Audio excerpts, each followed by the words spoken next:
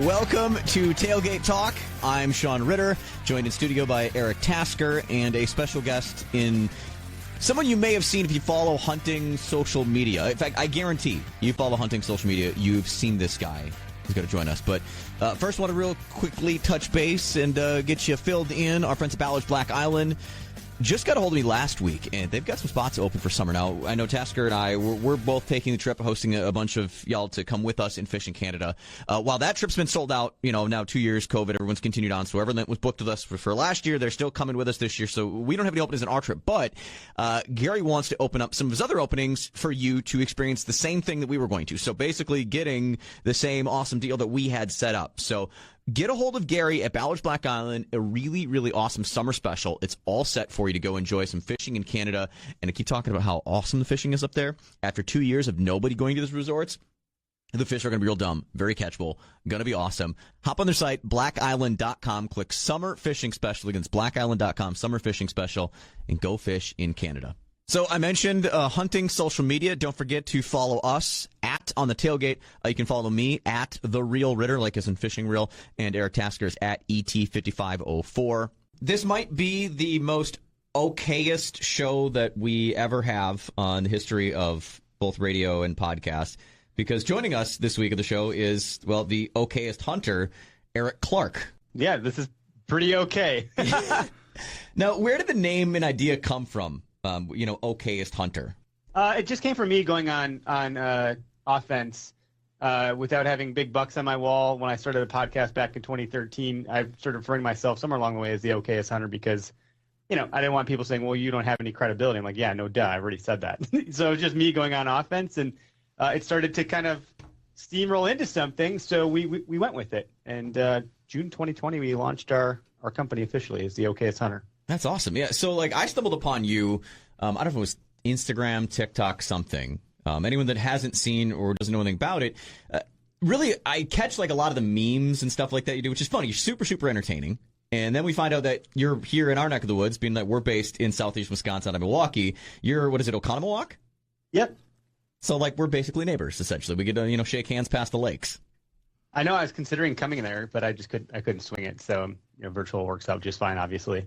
Yeah, we've done enough of these now that it's just, even if people are, right here, or if it works out that they're able to come in, it's obviously great. I mean, we had the Vortex guys on, I don't know, it was a couple months. It was right before bow season. Yeah. And just talking about optics, of course, everything that they know. And even with them being so close, it's nice to have this option. We've kind of worked through this life now over the last 2 years where it's like, if you can't do something in person, you got to find a way to be able to communicate with people. So it's cool to get you on here. I know you're close, but I mean, it sounds great. I mean, we've done it enough times now that we're able to kind of figure this out. So the main reason we wanted having the show and chit chat a bit this week was to talk about something that I know we're, I think, all exposed to, especially myself and Tasker: social media and outdoor social media.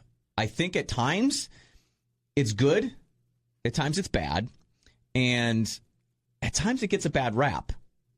Would you agree with that, Eric? Yeah, well, it's funny. We just did a podcast. We do our podcast live on Tuesdays, so we broadcast it. We have a live call-in feature. People can type in and all that stuff. But there was some terminology that came up last night on the show. We were talking about ethics and our responsibility as hunters. So when you consider social media as a hunter or an outdoorsman or woman, you need to be careful with how you portray some of these things, because there's a younger generation coming up and they need to know and have some guidance about what is or isn't okay. So they got to have a good, bright line of right and wrong in terms of ethics and things like that. But also there's a number of people that don't hunt, which is fine, but they might not understand it. And so if the first thing they see on social media is a deer with a bolt through its head, which was circulating its way around social media recently, they might just assume, oh, that's terrible. A hunter did that. This is awful. And then because it has, 500,000 likes, then it seems to the younger generation, oh, this is okay because people like this content. Mm-hmm. That's the wrong message to put out there. So there's this is probably everywhere. It's not just hunting. If something goes viral, people then think, oh, I want to go viral. I'll put out some stark, contrasting clip of something that's borderline inappropriate. It's going to send the wrong message. So we have to be careful. But I think what we're trying to do at Okayest Hunter is Well, a number of things, but by and large, we're trying to create a welcoming culture within hunting. I don't want the neck to bite the head off. There's a lot of infighting. We're trying to cure that because there's more people that don't hunt. And when you get to the polls and you talk about ballot boxes and voting, it could get a little dicey for us as hunters. Like the things that we love and the heritage that we've built and the legacy that we have could go away, and that freaks me out a little bit. So we're trying really hard to kind of clean it up from the inside out. I say all the time that the biggest problem that in any outdoors realm, whether it's hunting, fishing, anything that we face, is it's a PR problem. Our biggest problem is a PR problem. Like you said, the mouth bites you off of the head and stuff. Yeah, I don't know how many, we probably talked about that a half dozen times now, where it's just, it's constantly something that we see stuff like that picture you're talking about, where those are the things that get a ton of exposure. And then it's not all of the other things that are good, all of the people who are actually, doing good for their land that they might have, or, taking care of nature and being a good conservationist. And it's those other things that people see. Those are the things that get, the big spotlight features and, viral videos or whatever. So we're going to rely on you then, I guess, Eric, to help cure that from the inside out. So that's cool, man. I love seeing that stuff that you've been posting. Thanks, I appreciate it. We'll see where it goes, but that's just how things are in life in general. No one. I joke no one ever calls Verizon or U.S. Cellular or AT&T to say, "Hey, great job today, guys." Yeah, right. It's like they're calling because they have a problem. So the negative always gets the most attention. I mean, that's how the news is. That's how things are. So the positivity stuff kind of goes on the radar. So we don't need to make it worse for ourselves. We just got to be a little bit cognizant of what it is we're putting out there for sure. But we try to do this. We leverage humor to bring people in. One of our brand pillars is to relate to the other to other hunters. So most of what we're doing is you can relate to it as either a parent, a young hunter, an old hunter. It doesn't really matter. We're really trying to imbue that deer camp feel in most of what we do to kind of inspire that camaraderie, focus on the memories of field, all of the things that go into a hunt. It's kind of like baseball. It's boring as all heck. Yeah, good thing Wags isn't here. But if you're deer hunting, not to say it's boring, but nature is you're enjoying that experience along the way, and maybe you see a deer or a turkey or an elk, and then it's like now you're gonna get out of your seat and dump peanuts everywhere, right? So if you can focus on those other things, I think that's most of us. Of course, there are expert hunters. There's the whitetail adrenalines, the guys that actually do stuff, the Drurys, and they make things happen. That's not all of us. We're not all pro athletes on the field. We're just spectators. The thing with hunting is you can go actually do the sport and have fun and immerse yourself. So our focus is the larger demographic of the hunting category for sure. I think, of course, we all want big deer and aspire to do great things. I have 3 kids. I might be able to get out 2 days out of the season. So it's a challenge. Everyone's at a different place in their hunting journey, as we like to say. 100% hearing that. You mentioned, Drury's, other guys, stuff that's out there. Do you feel that people in those larger shows, whether it's, something on YouTube or something like actually on television, do you think it helps or hurts hunting? Yes. In the image?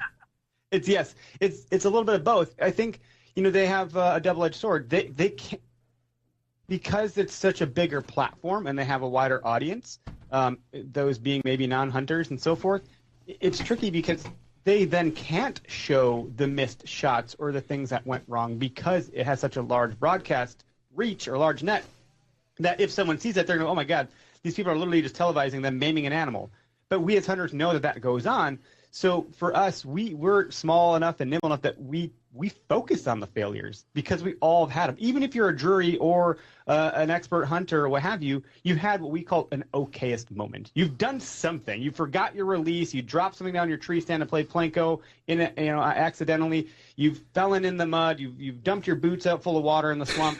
Everyone's had those moments, and those are things that in the moment are frustrating, but they're always laughable when you look back in the rear view.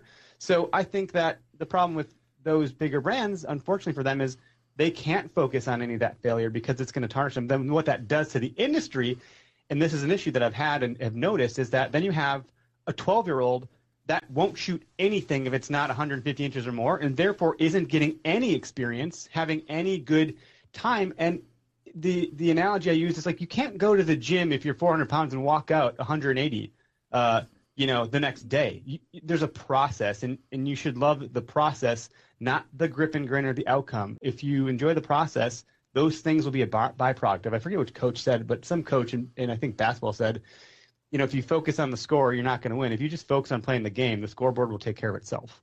The more you talk, I see exactly why I was gravitated to you and towards the things, because that's all of the stuff that I preach all of the time in everything that I do, whether it's something on this show, something on my YouTube channel, or any other projects that I work on, is enjoy the process. That's what it's about. When you just said that to me, like, that's the biggest thing that I hope that people can take, because I feel as a viewer of some of the content that they don't necessarily show the enjoying the process. When you look at feeds of people on social media, a lot of times it's, like you said, a lot of grip and grins or pictures of deer and this and that. It's never just like the random picture of, the squirrel at the bottom of the tree or the really cool sunset that you get to see while you're, out in the woods. And I think that's as big of a part of the process. It is enjoying it. It's enjoying those little things, those little moments, not necessarily the kill or the keep in itself.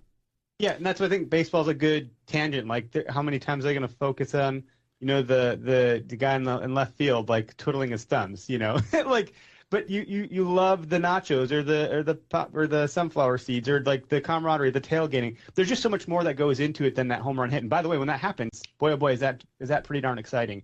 So I think those are all bonus factors of hunting. The rest of it is the meat, truly, and we can get to the meat side of it actually, like the venison too. But we put out a lot of hashtags that have some deeper rooted meaning, and they're a bit abrasive in some cases, but once you stop for a second and consider what it is we're talking about, it's meant to get your attention. So one of the first ones we ever put out was never pass. At some point I got sick of people saying you should let that deer walk or you should let him go and grow and blah, blah, blah, blah, blah. There's quality deer management, QDMA. There's also healthy deer herd management, which is a more what I would say, like holistic kind of approach to things. And with never pass, it's never pass on making memories of field, never pass on having a good time, never pass on shooting what gets your pee hot or your heart pumping or makes you feel like Christmas morning, never pass on doing what you love. Don't let someone else dictate what you're doing just because you saw it on TV. You think your buddies are going to rag you for posting on it on social media. So then we parlay that into My Tag, My Hunt, which is a campaign that we put on. It's my tag. I bought it with my money. I'm supporting conservation. I don't know why you need to have opinion about what it is I'm going to do with my tag. It's mine. I'm not going to tell you what to do with yours. Don't tell me to do with mine. As long as it's legal and ethical, back off. And also, let's not worry about the modality in which I harvested that ammo. If it's with a trad bow, a compound bow, or a crossbow. Oh, come on. Crossbows aren't bows. You're not a hunter unless you're using straight archery, old school, no releases, and no feathers on your arrows. It's just got a straight shaft. You're not a real hunter using decoys. You're not a real hunter if you're on private land. You're not a real hunter if you're using it. Like, come on. What is the definition of a quote-unquote real hunter? Like, if we're out there experiencing nature and having a good time and doing what we love and harvesting animals in a legal and ethical way, like, it's bringing more people into the fold, and we need that. We need that. People have said hunting is already overcrowded. I would disagree. Not in contrast to the rest of the entire population of this country. It's not. Why do we cannibalize on ourselves like that, you think? I'm not sure. I think it's ego. I'm a big fan of Ryan Holiday and Stoic philosophy, and I think I've read the book Ego is the Enemy 6 times. You can't sweep the floor once and expect that it's going to stay clean. Stuff keeps falling on the floor. The dogs get food everywhere. The kids drop stuff. There's dust. There's debris coming in from outside. You need to sweep the floor every day. We got to work on this stuff constantly. It's never a set and forget kind of thing. So hunters need to check themselves. I am of the belief that kindness kills. We just need to make that stuff louder. There's always going to be negative. There's always going to be people that have been raised to believe something that maybe they thought was special to them. Like if their great-granddad and grandpa and their dad all did it this way, and that was maybe the wrong way, that they're going to take offense to you telling them that. But that being said, it won't be helpful to fight fire with fire. So we try to kill them with kindness. So we have another tag, hashtag no buck shame. And anytime someone sees some sort of bullying going on or something like that, someone dissed a 6-year-old for using a crossbow. I was like, oh my God, the 6-year-old can't even pull back a compound bow. Like, what do you... And so, we no buck shame, hashtag no buck shame. We'll search that hashtag and we'll go find these things that, are like Okayest Hunter Nation is like identified. And then we'll go and we'll say we'll kill them with kindness. We'll just bury it with positivity because that 6-year-old, doesn't need to hear that kind of stuff. Absolutely. That is so true. We're going to fill up our coffee cups and continue more of the conversation with Eric Clark, the Okayest Hunter, coming up here next. You're listening to Tailgate Talk.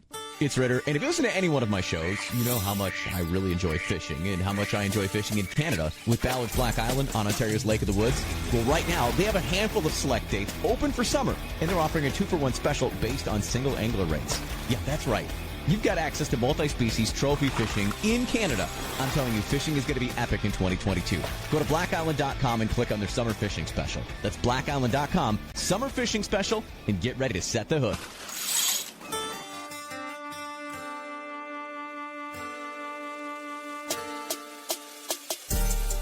Welcome back to Tailgate Talk, brought to you by friends at Buck Rub Outfitters in Pewaukee off of Silver Nail Road. Go and check them out. They've got the latest and greatest in archery equipment, whether you're getting geared up for bow season next year chasing whitetails or, like myself and Wags, out chasing turkeys this spring.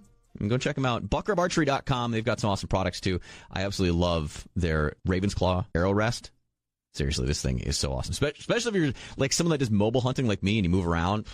Really, really cool. Go check it out. And speaking of turkey hunting, whitetail hunting, hunting in general, special guest on the show this week, the Okayest Hunter, or, well, goes by the Okayest Hunter on all of the social platforms, Eric Clark. And talked about a lot of things of where kind of the whole idea came from Okayest Hunter, but, you know, seeing you guys on all the different platforms you are and all the content you're constantly creating in the outdoor social media spaces.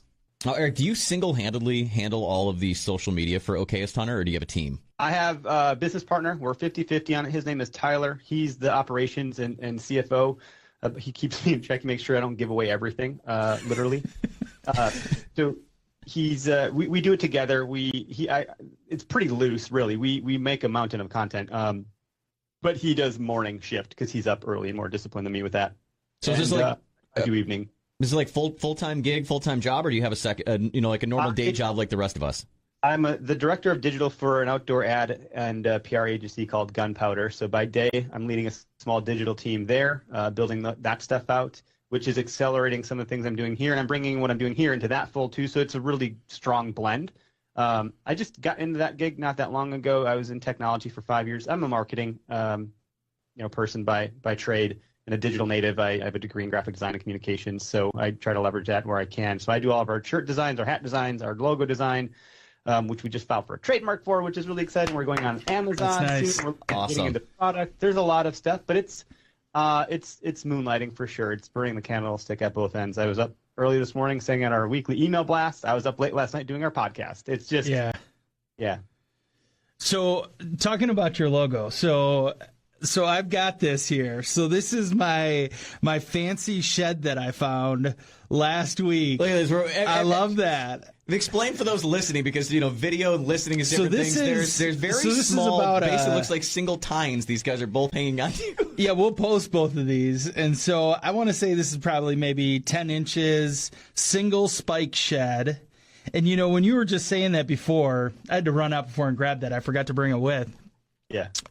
When you were saying that before, talking about never passing on the opportunities and some of that stuff, man, that stuff just resonates to just such a normal dude like the three of us, where it's like, you know what? I mean, my dad and I, we hunt up in the Eau Claire area, and, we just went up last week and we wanted to just do a little shed hunting, and, we had no idea what to find. Were we going to find anything at all? Our goal was to find a single shed. And, you know what? Ones are fine is what we say. So you did a damn good job. Yeah, right. Well, the funny part about it is that was actually in front of my stand in a scrape on the bare ground. So it's like, what are the chances that of all of the deer that we know that are in that area, that's the one single shed that we end up finding? But your point about, everybody just sees all of this stuff that happens with all of these, big brand people, that they've got these massive racks that they're finding and all that stuff. I mean, that's not realistic for everybody, and it's okay to just have, this little spike shed that we've got, or, your little 2-point shed that you've got there. It's all about creating those memories, man. I love that so much. I feel like that's such an overlooked portion of it, because people want that grip and grin. It's like there's just so much more to the outdoors than all of these other things that people see and that they aspire to have. Yeah, and then you just end up getting frustrated if you're not getting that 190 or that 150, and you're trying to, which I'm trying to, by the way. I had a 140 last year that I totally dropped the ball on, and it was just my buddy texted me, my co-host of the podcast, Greg, texted me.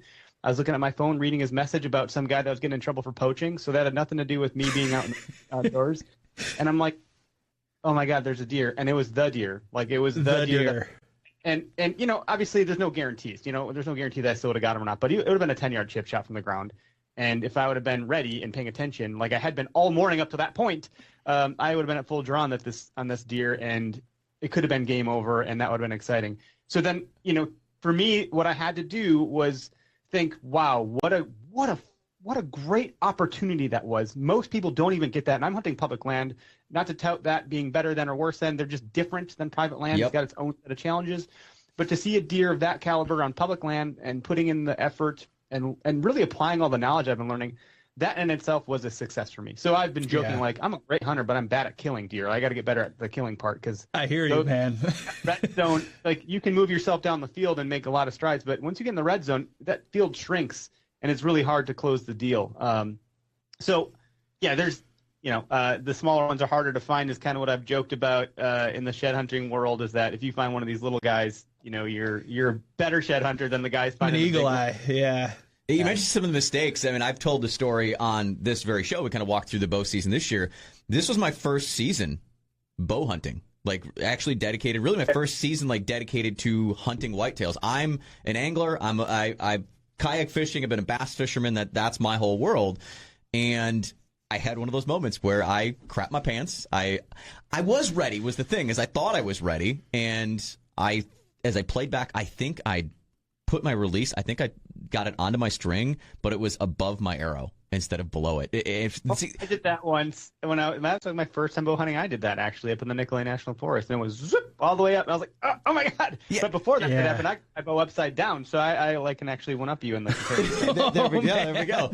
I swear it was 160, 170. It was right in that class, a buck that walked out. It was 50 yards, a shot that I know I could have took. And that's when I'm like, okay, I got this. And I let loose, and it went, I didn't see the deer move or nothing. I'm like, what happened? And I look and I see my knock lit up in the thinnest, smallest little tree, like straight out from me. So that's where, like, I know I had to arc it to go up a bit. And I think back in the whole thing, and I'm like, you know what?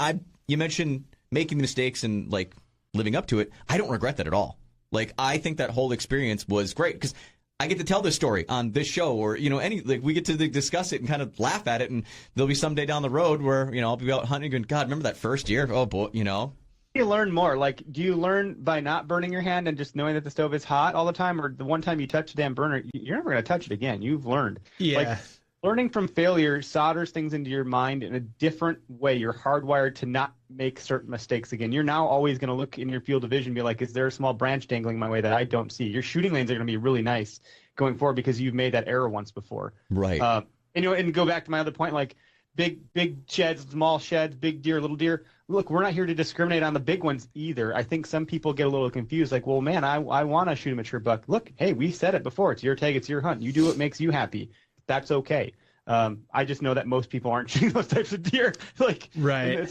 Those opportunities. So at some point, I want to put some meat in my freezer, and if it's the last day of the season, and tell you what, I'm going to shoot that spike buck that walks by, and I'm going to be proud of it.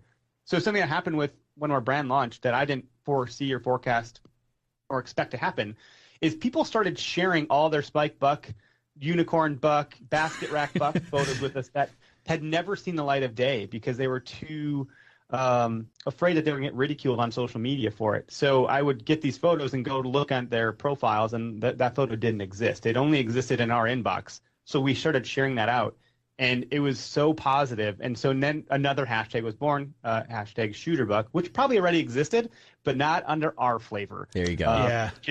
The shooter buck is in the eye of the beholder. Any buck can be a shooter buck depending on where your goals are at, where you're at in your hunting journey. Maybe you're hunting a new property you've never hunted before. Maybe you're in a new state. Maybe it's your last hunt with grandpa, your first hunt with your kid, the first time you've got out in 10 years because you couldn't focus on it for work. Whatever it looks like, a shooter buck is whatever, it is to you. I'm talking with Eric of Okayest Hunter. Now, what is, Eric, your most okayest moment while hunting? Yeah, I think I shared it with you a little bit. I grabbed my bow upside down and I put the release on the wrong part of the little rubber stopper. My old dual cam Dart and Viper from like the 80s that my dad handed down to me. And then I finally got the arrow and I dropped some down my tree stand, and it was 2 bucks that had come through in the Nicolay National Forest on the public property. And they were young. I was young, and they didn't know anything the wiser. And I blew my chance at my first ever bow hunt, shooting something.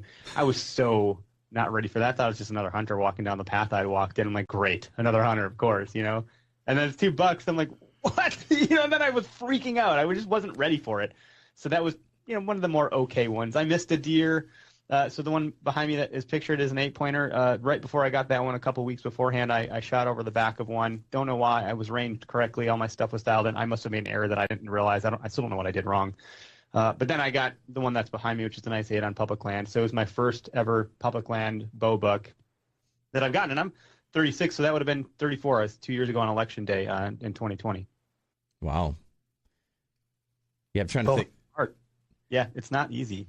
No, there's a lot of things that have to go right. You brought up a point early on. We were talking before, being a dad. You've got a couple of kids and finding time. How do you stretch out the time? Now you've got the normal job. You've got Okayest Hunter. You've got kids. Where do you find the time to even get out and hunt? Yeah, my wife is a saint. I'll start there. None of this is possible without her. Behind every good man is an even better woman. Yeah. That's right. Oh, 100%. I'm actually have to change up my approach this year because last year it was pretty stressful in our family. We had our third kid arrived last year. Oh, congrats! So came with a 3-kid, 5-person family household, and it's hard to acclimate to that. So this year I'm thinking I was like, oh, I at least need to go one day out of the week. Whenever I can make that happen, I'd like to get out. And we mostly made that work, but by the end, my wife was pretty burnt out. Like, I'm going to kill you if you talk about deer ever again, kind of. And then I blew my odds on that one, and she's like, you got to be kidding me. And I was like, I'm sorry. So, so not only do you feel bad, you have to apologize to your wife because you weren't able to wrap up your season. She wants me to get a deer more than I do. When I got the buck behind me that I was talking about, she's like, oh my God, finally, we're done. Yeah. I remember calling my wife on FaceTime when I got it. I was standing over it, and I was in disbelief. And I have at the time my daughter was like 2.5 or something. She's 4.5 now, or whatever. And she's like, yeah, I said, put my daughter on, and she goes, did you get one, Dad? I said, yeah, I did. And she goes, is it a buck? I said, it is. She goes, can we eat it? And I said, yep. And best moments, as a dad and a hunter. To your point, though, this coming season in 22, I think I'm gonna have to just hunt, the very end of October into the first week of November, just to minimize that family stress. You got to reshuffle the priorities. I think because it's part of my life, I have a hunting business. I work in the outdoors.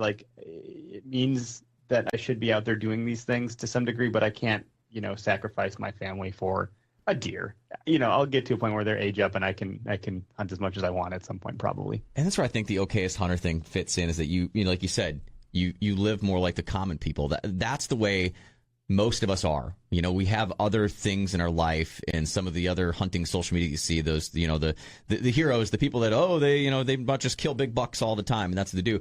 Well, that's because that's all that they do. That's what they do. The hunting public, they're in the woods year round, basically. Right. And they don't kill, they get big deer, don't get me wrong, but they're not always getting the biggest deer. No. But if I had that much time, I sure hope I could do it too, or have more opportunities. So that's just not reality for a lot of us have really intense jobs, or you can't clock till the job is done, or the weather didn't work out that day, or the wind was wrong, and there's a number of factors. So you got to make what works for you work, and you got to just, again, if you're enjoying the process, you're going to appreciate those few days you have, rather than getting frustrated that it didn't work out on those days that you had. The last thing you want to do is resent your family or your job, which are your livelihoods. My family is my life. My job allows me to live my life, and afford the things that we do. So if I were mad at those two things, that's silly to me. That's not a good outlook. So yeah. Shift that. So again, if we focus on these failures and these funny moments and the ahas, I think hopefully we can help people remember our roots as hunting, pre-social media, back when you would just go out and that's what you did. And you enjoyed it, and you focused on the relationships and nature, period. Eric Clark, he is the Okayest Hunter. If you're not already following Okayest Hunter, you probably should do that, because the man behind the Okayest Hunter, Eric Clark, on the show with us this week, and we're talking about all the different stuff that you're into. Obviously, hunting is the big thing with Okayest Hunter, but do you do anything else in the outdoor space besides whitetails, Eric? I fish recreationally. I'm okay at that too. We actually have Okayest Fisher, which we just haven't had the time to push. We're trying to get the blueprint down for this first, but there is some merch under Okayest Fisher, I think one of our most sold shirts for that is like a tangled rod with a bird sitting on the reel. Bird nest. Well done. That's it for sure. And it's upside down bobber for the logo. I think bobber fishers are most of us like that aren't serious anglers. And then I'm going to try turkey hunting for the first time ever this year. So I just got my first owl call to do shot gobbling. I got turkey calls coming from. Yeah, exactly. From Go Wild, I got some stuff ordered. Have a lot of people that want to film me out, want to help call, want to come enjoy and see how bad I am at all this stuff. So we'll see how it goes. Really, I'm How probably okay you are. Yeah. How could you ever thought being bad at something was going to make you so popular and so wanted? Because it's like so relatable. It's like, oh, this isn't just me. And this, yeah, so I get to be the scapegoat for everybody. But I'm probably going to go turkey hunting and have ticks and mosquitoes on me and say, F this, and then go to get some breakfast. Thermacell, man. Telling you, Thermacell, my experience with turkey hunting spring. Yeah. Always the Thermacell. It will be a lifesaver for you. We should get a partnership with those guys. That would be a good fit. One of our partners is a bourbon company. They're actually out of Wisconsin, Drop Tine Spirits. Oh, yeah. They have a Drop Tine, it's called 12 Point Bourbon, and they don't let us go dry in the studio, so we're always drinking bourbon on the show on Tuesdays. I've seen it on shelves, but I've never added it to my shelf personally yet. Yeah, it's a good one to have. I mean, it's great for us because we don't have to buy it, so that's nice. Here we are 2 weeks in a row on the show, and we're talking about bourbon. I know. Yeah, last week we started off the show with that. I think we went for like 10 minutes talking about bourbons last week of the show, and it's like, okay, yeah, this, but that's what outdoors is, and that's really like the whole idea of our show. A lot of is it's just BSing like you would with friends and family around the tailgate, and not so like not taking ourselves too seriously, because exactly like Okayest Hunter, we're all just okay at things, and nobody's like an expert or really all that serious. It's enjoying the process and having fun in the camaraderie. Yeah, and there's a lot of ways to echo that on the social channels. Like you said, we're heavy on TikTok, we're heavy on Instagram, we have a YouTube, we're Facebook, we even have a Reddit, we have Twitter. We repurpose our Twitter onto our Instagram. We have a Giphy account, so if you're on Giphy or Facebook or anywhere, you can send a GIF through Teams, I think. Do Okayest Hunter, you're going to find us there, and there's a lot of them. And doing dumb stuff, of course, because that's the stuff that we do. Yeah. So we're trying to be as omnipresent as we can. I'm a big follower of Gary Vaynerchuk. I got to meet him out in New York in April of 2019, and trying my best to deploy what is called the Gary V content model to our brand, which is not easy to do. He's got 30 people doing it, so there's just two of us. That's what I was just going to say, being a content creator myself, too, it is just, it's a full-time job in itself, and it's a lot of work, and that's where to try and keep up with all of those platforms and be in all of those places, I don't know how you do it yourself or even just one other person, because it truly, I feel, takes a team, and the people that, make it look so good, it's because they have the team, Yeah, having a team, there's no ego in this for me, and having, we have two co-hosts for the podcast. Those guys help with, getting content out to us. Their lifestyles are far more in the outdoors. Greg and Derek are great dudes. They really know their way around the woods. Their woodsmanship is fantastic. Tyler spends a lot of time dog training and pheasant hunting. He's a huge pheasant guy, so that's his domain. I'm more whitetail. Greg's bit turkey and whitetail, and Derek is hardcore whitetail. He's actually like too good for us sometimes, I think, because he kills big deer and finds big sheds. He knows what he's doing. So we all have that friend. We all have that person that rolls within the circles that is the person that is too good for us, and we wonder why they hang with us. Yes, it's like, anyway, so there's that. But no, and we have all of our merch, and we have a lot of stickers. We have the Don't Forget Your Release sticker that's been slapped on every bow case that anyone's ever come to our website. Hey, Tasker, how many times have you done that? We show up at the range to shoot. Oh, my God. It feels like every time we go to Buck Rep, we have a partnership with them, and boy, I tell you, I feel like it's like every other time probably I open my bow case and I'm like, God dang it. I don't have it again, so then I got to just use one of theirs. But every time I show you how I strap mine onto my bow, so it will always be with my bow. I never learn. That's part of just being an average Joe, I guess. Mm-hmm. All right. Well, thanks for joining us. I mean, I don't want to keep too much of your time. I know you've got such a busy life to get back to, and with everything. Tell everybody where you can find Okayest Hunter or look you up and learn more. Yeah, okayesthunter.com. Start there, and I think you should be able to get to everything you need from that endpoint. But Okayest Hunter across socials, the hashtag Okayest Hunter if you're on a social or a Giphy or wherever. I think you'll end up finding us pretty easily. Be sure to check out our podcast. It's something that we're trying to grow through community, and that airs, like I said, live on Tuesdays. So if you ever wanted to be on a podcast, you can just call it. You can call into it, and you can tell us your story or ask our guest questions. Pretty neat. That's cool stuff. Well, appreciate it, Eric. I love the mission and the idea of just kind of, showing that the outdoors and hunting and all these things are not just all grip and grins and hero shots and giant bucks. Like, the vast majority of us that are outside enjoying the outdoors are just like you and I. We're normal people that make the most of our time, and sometimes all we have a chance to shoot is a spike buck, and that's what we're going to shoot because we got venison in the freezer, and no one should shame us for anything that we do. Go check out Okayest Hunter. Make sure you're following us on Instagram right now @OnTheTailgate. Cool stuff coming up on the show next week. We're going to have 2 people in studio. We're going to talk muskie fishing and obviously all the other randomness that usually comes about on Tailgate Talks. So hope you join us next week.